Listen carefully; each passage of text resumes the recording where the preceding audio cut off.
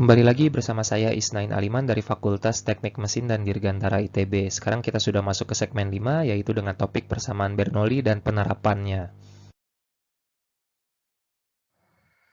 Untuk menganalisis berbagai kasus yang bisa diselesaikan dengan menggunakan persamaan Bernoulli ini, nah biasanya itu kita bisa menggunakan persamaan tambahan, yaitu adalah hukum konservasi massa ya, di mana ρ1 A1 V1 atau massa pada titik 1 itu sama dengan massa pada titik kedua ya.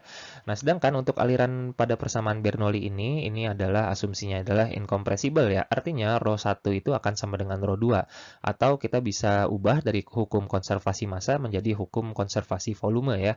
Jadi di mana di sini dikarenakan ρ1 sama dengan ρ2 sehingga persamaan ini dapat dipersingkat menjadi A1V1 sama dengan A2V2 ya.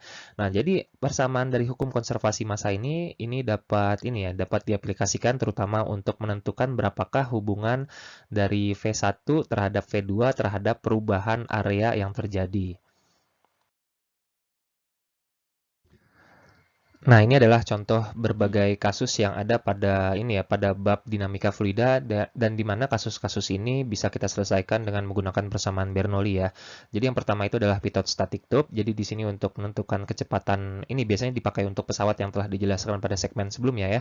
Di mana kita tahu untuk mencari berapakah kecepatan aliran fluida ini, yaitu adalah V, itu adalah fungsi dari akar 2 dikalikan dengan delta P-nya ya,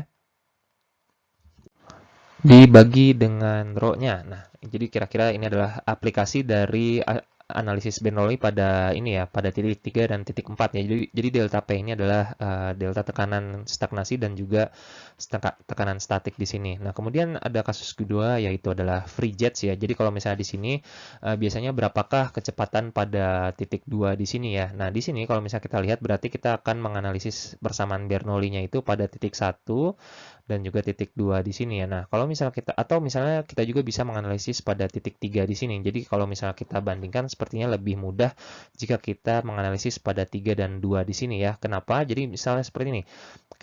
Artinya kita akan menganalisis ini ya. Ini angka 1 ini diganti menjadi 3 ya. Jadi antara persamaan 3 dan juga persamaan 4 ya. Artinya kalau misalnya di sini untuk menganalisis persamaan 3 di sini. Nah, di sini kita bisa tahu bahwa gamma dikalikan Z1, Z1-nya itu adalah tingginya ini ya, tinggi terhadap permukaan airnya ya. Nah, kemudian terkait dengan titik 3 di sini, nah ini dikarenakan poin adalah statik ya, artinya V1-nya sama dengan 0. Nah, sedangkan untuk P1 di sini, P1 itu adalah P3 ya. Jadi P3 itu adalah tekanan statiknya. Jadi tekanan ini akibat dari tekanan atmosfer di sini ya. Nah, jadi ini adalah tekanan atmosfer dan ini adalah tekanan statik atau tekanan hidrodinamiknya ya, atau tekanan statik fluida akibat ketinggian. Nah, kemudian untuk titik 2 di sini ya, di sini juga dia memiliki P2 yaitu P atmosfer, artinya kita bisa menghapus P1 dan P2. Nah, kemudian di sini untuk Z2-nya itu dikarenakan sebagai referensi artinya 0 dan juga di sini kita bisa menghitung berapakah V2 di sini ya. Jadi kira-kira seperti itu untuk menghitung berapakah V2 di sini ya. Berarti tinggal disubstitusi saja terhadap persamaan yang sebelah kirinya ya. Nah, kemudian terkait ini ada juga kasus yang lain ya, pressure tank. Nah, biasanya berapakah kecepatan yang terjadi pada titik sini ya. Jadi kalau misalnya kita melihat di sini, ini adalah titik 2-nya misalnya ya. Nah, ini adalah titik 2. Nah, titik satunya ada di mana? Nah, ini tergantung. Jadi kalau misalnya kita bisa menghitung juga, bisa juga titik satunya itu adalah di atas sini ya. Jadi ini bisa macam-macam ya. Nah, kalau misalnya pressure tank di sini, yang pasti kalau misalnya kita melihat tekanan ya, di sini tekanannya itu adalah P-nya ya. Jadi kalau misalnya di sini ada air tank, nah artinya ini adalah akan menjadi tekanan gauge atau tekanan statik pada dalam sini ya. Nah, kemudian untuk terkait dengan V2-nya ya artinya kita tinggal ini ya. Artinya kalau misalnya kita meninjau titik 2 di sini, yang terjadi itu adalah P1 ditambah setengah rho V1 kuadrat ya. Nah, kemudian terkait dengan titik satunya di sini ya, ini kita buat sebagai titik analisis 1 di sini. Nah, kemudian pada titik 1 ini artinya dia kecepatannya akan sama dengan 0 ya. Jadi kalau misalnya titik 1 ini kita pakai ini aja ya. Ini 1 itu adalah berarti V-nya sama dengan 0, P1-nya itu adalah tekanan atmosfer sedangkan gamma Z1-nya itu adalah 20 feet di sini. Nah, sedangkan untuk 2 di sini. Nah, tekanannya itu menggunakan tekanan statik di dalam tangki ini, dan biasanya kalau misalnya terjadi semburan seperti ini, ya berarti tekanannya ini besar ya dibandingkan dengan tekanan atmosfer. Kemudian kita bisa mengukur setengah rho V kuadratnya ini dengan menghitung dari persamaan ini, sedangkan untuk gamma Z2-nya itu adalah 0 karena titik 2 sebagai referensi. Jadi kira-kira poin untuk analisisnya seperti itu. Nah, kemudian terkait dengan confined flow ini artinya ya biasanya ini untuk mengukur ini sih kecepatan flow rate yang terjadi ya. Jadi kalau misalnya kita lihat di sini, kita mengukur berapakah tekanan stagnasi, kemudian tekanan statiknya di sini, dan juga di sini ada perubahan ini ya, perubahan diameter ya. Ini adalah biasanya untuk mengukur venturometer dan dihubungkan terhadap manometer di sini. Nah, jadi kalau misalnya di sini ini ada kita buat poin 1, misalnya di sini ini adalah titik 1. Ini adalah titik 2, dan misalnya di sini ini adalah titik 0-nya.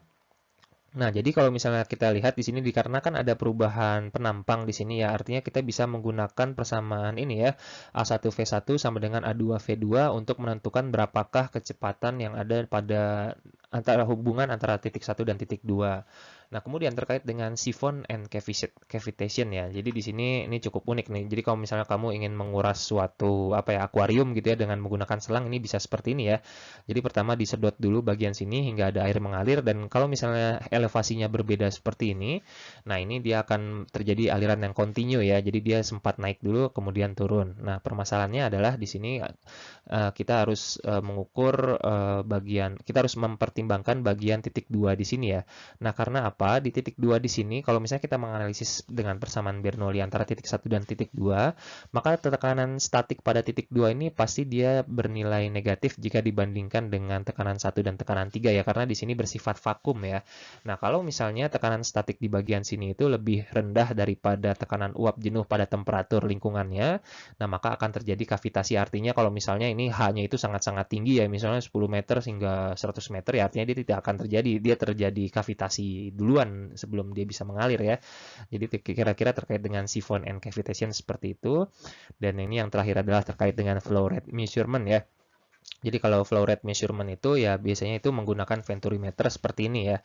Artinya di sini terjadi perubahan penampang dan kemudian kita menghitung berapakah perbedaan tekanan statiknya.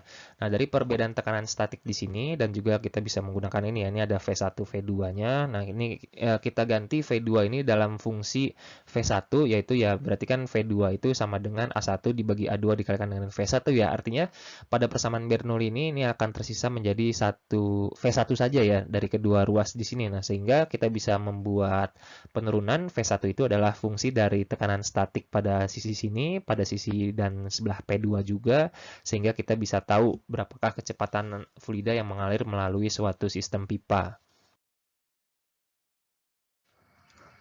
Kira-kira seperti itu materi dari segmen 5 dengan topik persamaan Bernoulli dan penerapannya. Dan tentunya saya di sini hanya membahas secara singkat terkait dengan kasus-kasus yang ada ya, dan tentunya Anda harus melakukan berbagai latihan soal agar mahir dalam menggunakan persamaan Bernoulli ini.